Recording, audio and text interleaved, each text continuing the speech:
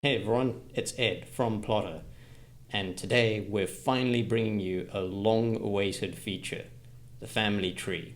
Let's dive straight in. This is the Pride and Prejudice demo file. Now I'm going to pop over to the Characters tab where you'll see two extra buttons added to the UI. The first is Character List, and that's where we are right now. It'll show you all your characters. It's exactly the same as it was in prior versions of Plottr. The new button, Family Tree, will take us over to the character canvas. And you can see this one is blank because I've done nothing yet. This is what a finished family tree might look like.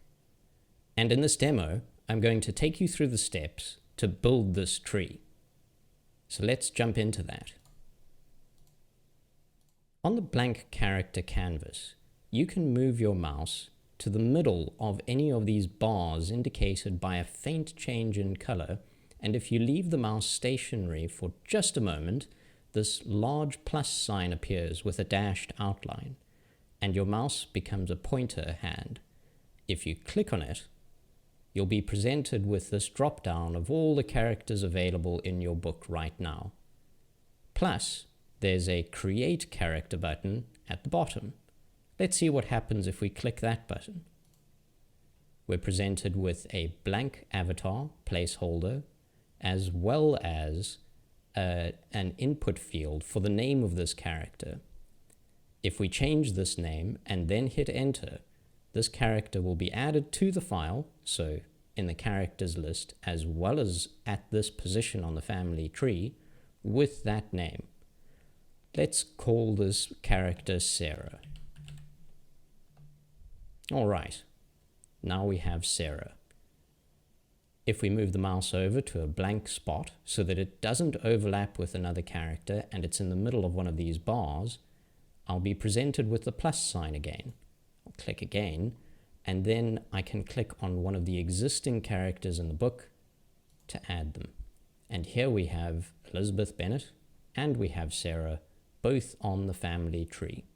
Let's start working towards the family tree that I showed you at the start. So, we have Sarah here, and Sarah probably isn't in that tree because I made her up just now. If we right-click on Sarah, we get a context menu. And before we remove Sarah, I want to just show some other features that are available to you. So we can click on the Remove From Tree button, which doesn't remove Sarah from a Plottr file, but removes Sarah from this family tree, and we can also do things like edit Sarah's portrait or edit the character.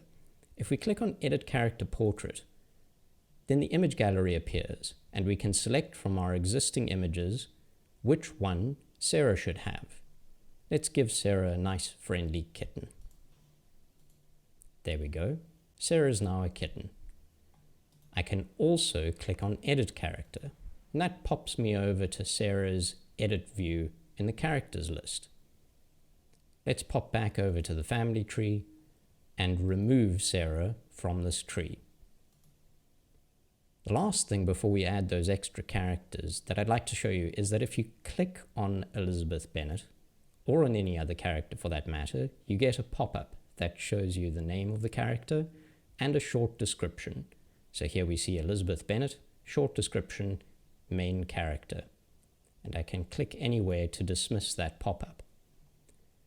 Let's drag Elizabeth down to this bar, and note that as I drop her, she snaps into place in the middle of that bar.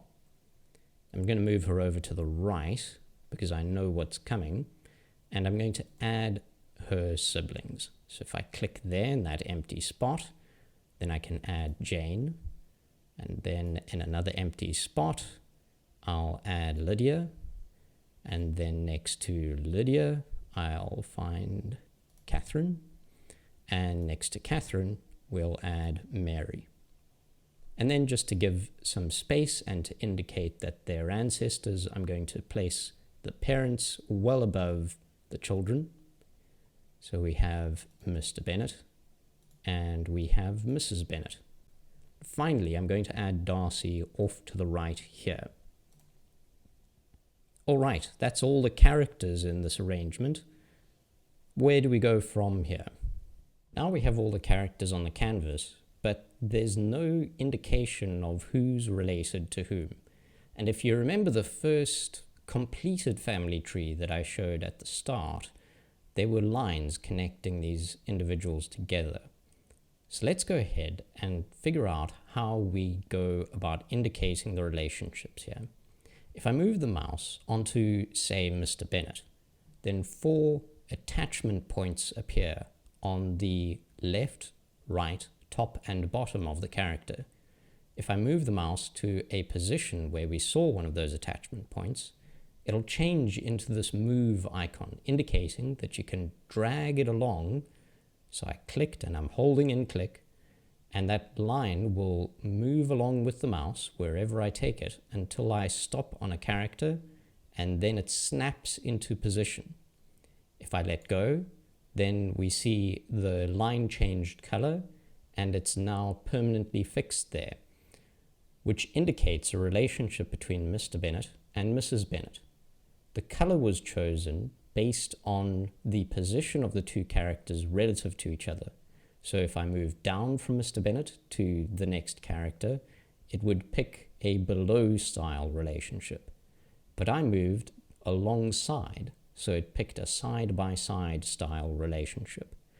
And we're going to see how to configure those and why they're important in just a moment.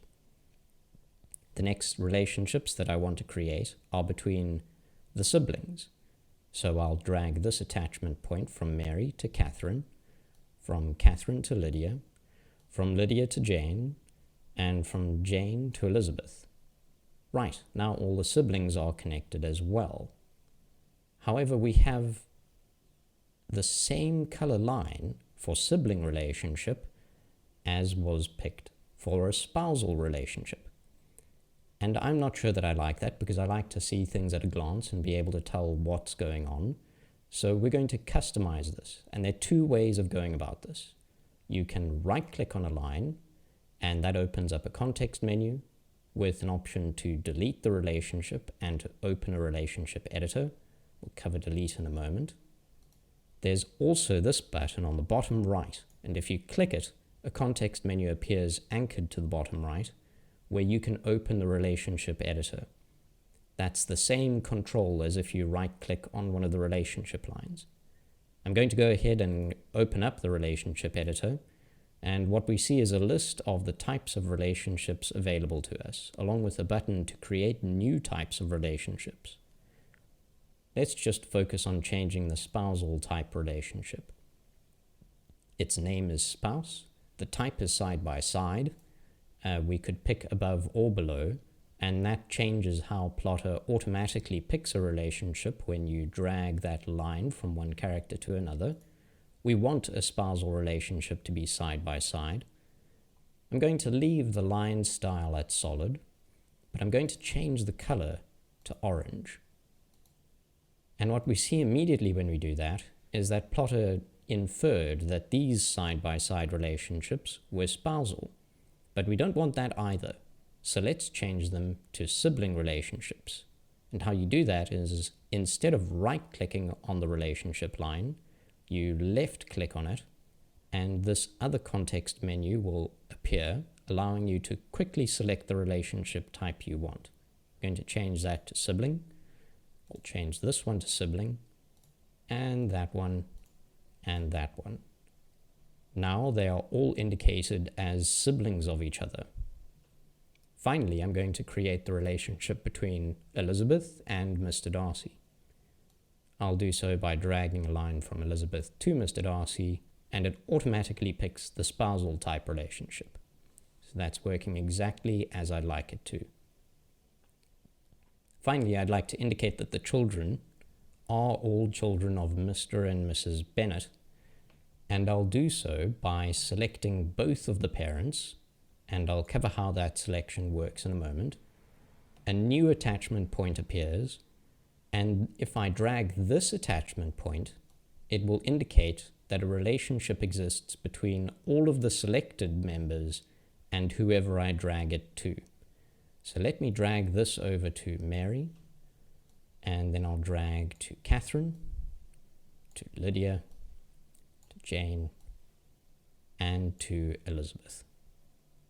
All right, now we've indicated that Mr. and Mrs. Bennet are the parents of all of the Bennet children.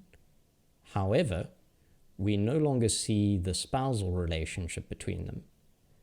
So once again, let's configure the relationship for child by opening Relationship Editor, going over to child, and let's change it to dashed so that we get a hint that there's a relationship underneath the child relationship. There we go. Now we see that there are a number of child relationships. And note also that as I move the mouse over a relationship line, the entire line is highlighted. So we see a line emitting from Mr. and Mrs. Bennet that's highlighted, and then it goes down and to the left and then down to Mary, and that is bolder than the other lines.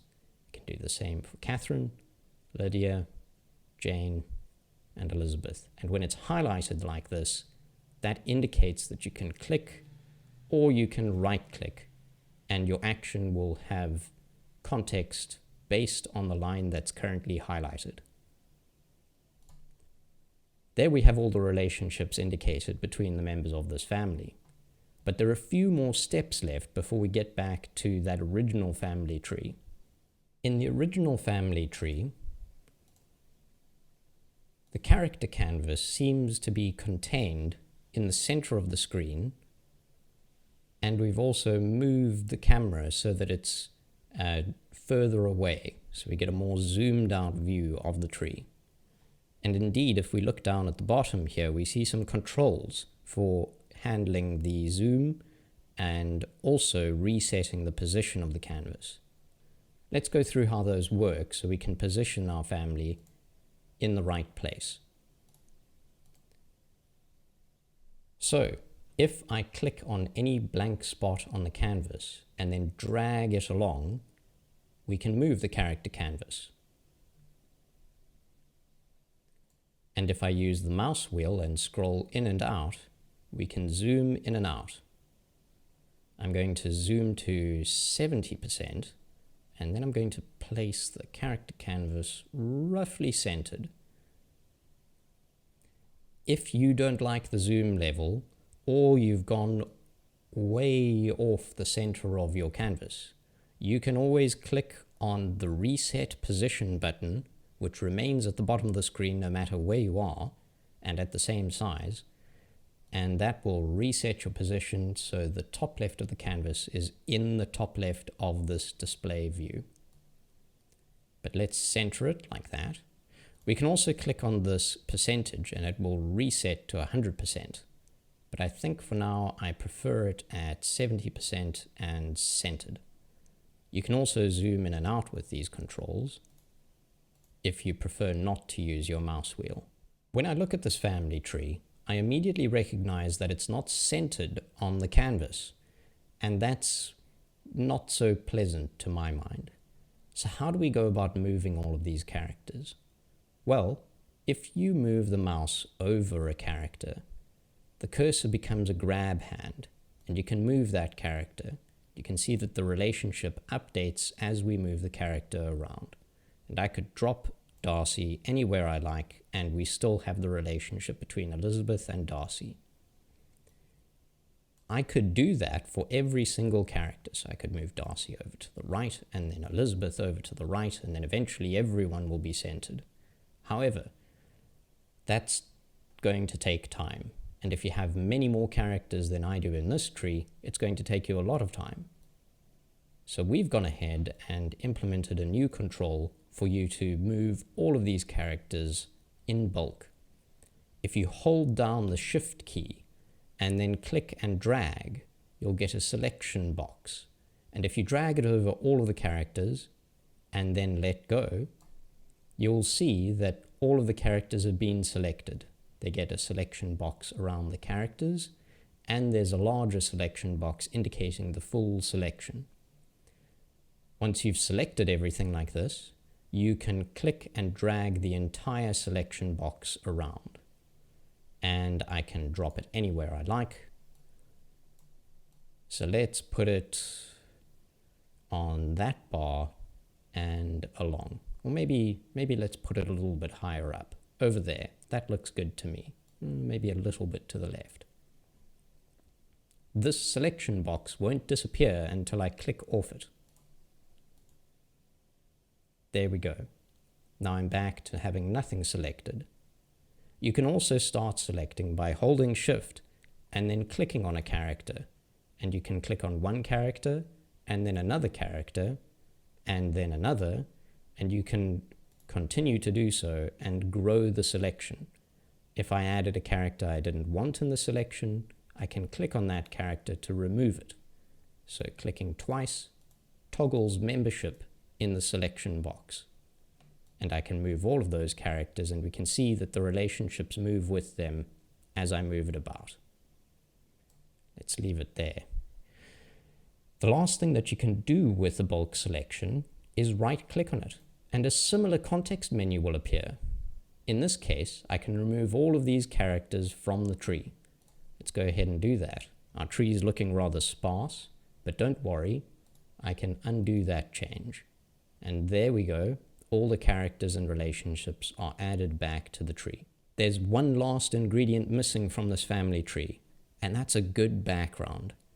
This is a rather empty looking character canvas, and it would look much sharper if I found a good background for it.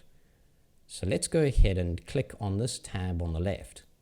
It opens up the Family Tree Manager. If I click on New Tree, which is the tree we're working on, we can give it a name. I'm going to leave it as New Tree by clicking on the check mark there. And then to the right of that, we could give this family tree a background color or a background image. If I click on background color, then I can pick from a large swatch of colors. And for demonstration purposes, I'll make it yellow, which is not a great choice of color for a background. We can't even see the bars between the layers here, or you can, it's very faint. So let's get rid of that background color by clicking on this button. And let's instead choose a background image. Now I have one prepared in the gallery. It's this image. And if I pick it, Plottr's recognize that the image is larger than the canvas. And if it's too large vertically or horizontally, it will allow you to either move the image up and down or left and right. In this case, it's decided that we should be able to move the image up and down to find the right viewport. And what I'm going to do is place the chimneys right near the top. And to position it there, I'm left clicking and then dragging the mouse.